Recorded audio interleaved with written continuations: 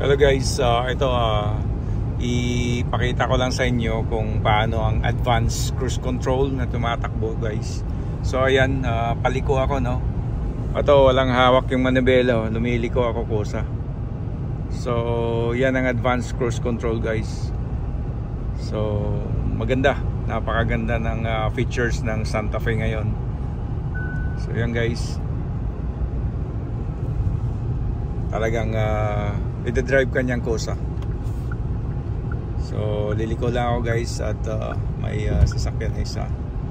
So yan, balik sa regular siya. So hindi na kailangang imaman mo siya sa manibela.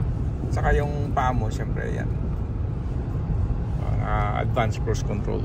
So yan ang kagandahan ngayon ng mga sasakyan dito sa US. May self-driving na siya. So yun lang guys, update lang.